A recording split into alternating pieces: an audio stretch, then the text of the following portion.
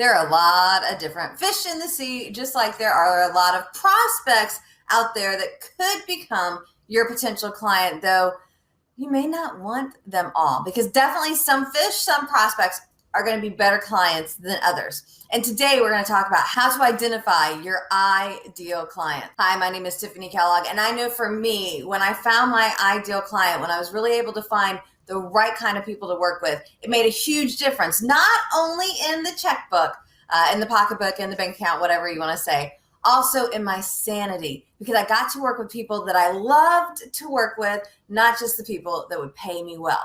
So in this video, we're going to answer a couple questions. First, we're going to talk about how do you define target market. Then we're going to talk about how do you define your target market. And if you're thinking, wait, Tiffanie, that sounds like the same thing. Yes, no. So we're going to talk about what is the definition of a target market, what actually is that ideal client look like. And then we're going to talk about how do you determine who is your ideal client, your target market. And you'll kind of hear me use those two words interchangeably, ideal client, target market. Some people also talk about it, niche. Lastly, we're going to talk a little bit about how do I find my target market. If you want to skip ahead to one of those other conversations, do feel free in the description below. You can just go click on the time and it will take you right to the chapter that I mentioned. So how to define target market. I went to Asentiv's Ignite Your Business program. Module 5 is actually called Finding Your Ideal Client, and utilize their definition of target market. Target market is a group of customers that the business has decided, because of its emotionally charged connection, to aim its marketing efforts and its merchandise towards. A well-defined target market is a fundamental element to a referral marketing strategy. And I know we may not be here just to talk about referrals. However, that's my realm, that's my level of expertise, is helping people grow their business by referral. And we actually talk about there's 5 steps to referral success. Step number 1 is that ideal client, that target market. And so that's why I was like, oh, this video is perfect for me. So your target market is a group of people that you're marketing towards. And in the definition, it talks about your emotionally charged connection. This is what drives you. This is your why. This is what lights you up. And I've got a whole nother video. You can go check that out to learn more about your emotionally charged connection. Though as we talk about this group of people, one thing that's key when finding your ideal client, especially if you want to get more referrals, is where do they communicate? Where do they come together? Because we have to know where to market to find them, though I'm getting ahead of myself. We'll come back to that towards the end of the conversation. So when it comes to how do you define your target market, this group of folks, a few things to keep in mind. We want people that make us money. And it's helpful if we have people that also we enjoy working with. Because if the people that make us money we don't like working with, not a good fit for our target market. And if the people we love working with don't pay us good money, not a good target market. So we're going to make sure that we enjoy working with the people and we make a decent profit. Now, what you don't want to do is pick, I want to work with doctors and attorneys because they have money, because there's not that resonance there. That's where the emotionally charged connection comes back in, because there has to be a reason that we're connected emotionally to them. It can't just be because they're rich. And I always laugh because a lot of the doctors and attorneys that I talk to, they're like, I have no idea what they're talking about. I'm still working on my student loans. When you're defining your target market, it's going to be important that you can articulate exactly whom you're looking for. If I said I'm looking for the red hair gal, pigtail braids, freckles, polka dotted dress, fishnet stockings, patent leather, high heel shoes, do I now have, albeit maybe scary, a picture of your head of who could be my ideal client? And that's what you're going to want to do when you're defining your target market, is you want to paint a picture. So I recommend using objective, not subjective terms.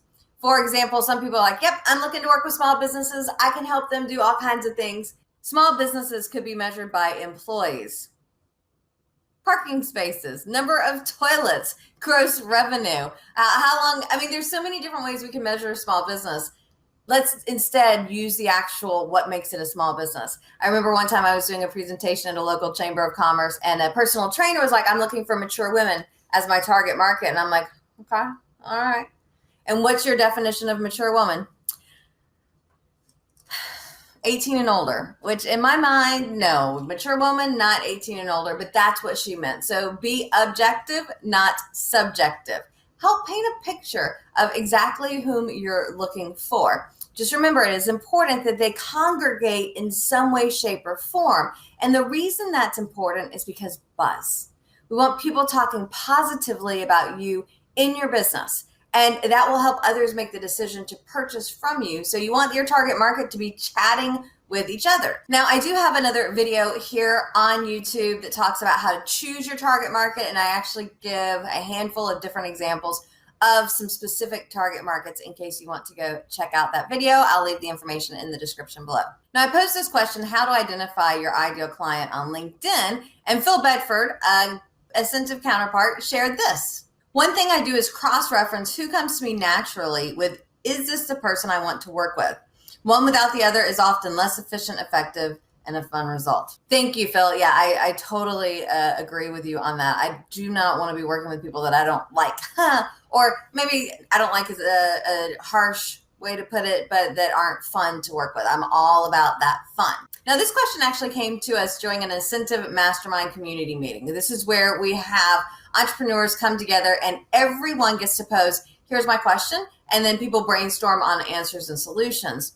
And so as I was thinking about this question, how do I identify my ideal client? I asked Jason Avery, who is one of our founding members for our Asentiv Referrals for Life and Mastermind community, his thoughts, and here's what he had to share. When you're trying to identify that ideal client, some things to consider.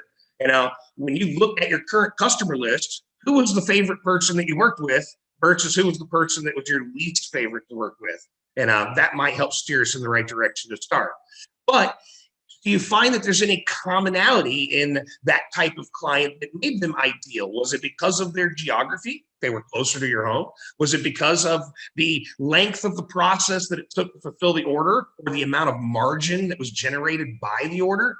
And there's various reasons why we might have an ideal client, but you need to take a moment to look at your existing customer list and break it down and identify who those type of people would be. What do they have in common? It doesn't mean we're ruling out all the rest of the clients in the world. It just means that if we had a favorite, this is who our favorite would be. And when we can identify that, then we can start to target that type of client more often. So take a look at your customer list today and see who have you served and who was the most fulfilling to work with. Love it, Jason. And one of the things that I often recommend inside the Ignite Your Business program is if you have clients that you already love working with, which are similar to the target market that you want to be going after, what you should do is maybe make a list of the top 10 or the top 20, almost like a spreadsheet, and say, how old are they? What type of business do they have? What kind of car do they drive? Do they have kids? Where do they live? And begin to see what do they have in common, because you might be surprised by your client profile of the people that you love to work with. I know my husband, so years ago, we had a promotional products company, which we've since sold. However, we were trying to figure out, okay, who is really our next level ideal client? Because we were switching in our marketing, changing the company name, all kinds of stuff. And we made a list. Rob made a list of the top 10 clients that he loved to work with, and 9 out of 10 were his beer drinking buddies. So it was like, okay, let's see and go after those. And for us, the answer was we created an event called Brewing Up Business, where once a month we get together and go to a brewery and get to do some networking and trying some beers. And so it was a way that he was able to create an event to find and bring his target market to him. This brings us to, how do I find my target market? How do I find that ideal client? And I actually have another video on YouTube that you can check out with 13 different ways to find and reach your client, though I wanted to share a couple with you here. The first, I mentioned earlier, I'm all about the referrals. So I will ask the people in my network, hey, I'm expanding my business and I need your help. Who do you know who? And then I give them that specific referral request, that target market that you've identified. Remember, be specific to be terrific on it. And then hopefully they'll be able to find you that person. Now, I also think about, where are they on social media?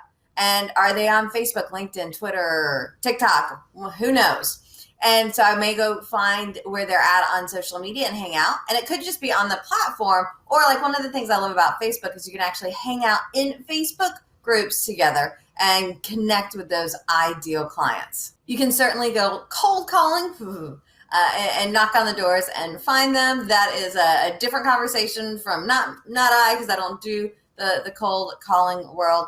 You can also find out, okay, what are they reading? So does your target market have an association newsletter? Or perhaps you're going after people in a neighborhood, so you could utilize the neighborhood's newsletter. Maybe it's the people that are a member of this church. So you can think about, okay, what are they reading consistently? And can I get in there, whether it's writing an article or purchasing in some ad space? Again, there's way more ideas over on my other video. I'll leave in the description below. I'd love to hear from you. What are some of your ideas on how do you identify your target market? Or who is that excellent and ideal client for you? Before I go, I have one more response from this question when I posted on LinkedIn. Guadam shares, I regard my ideal client based on the 80-20 principle, where 80% of revenue comes from 20% of my clients. Then more specifically, I designate the company size and the learning culture. Yes, I think that looking at that 80-20 rule and where do you get the most of your revenue, going after more of those people can be very powerful. Happy networking, y'all.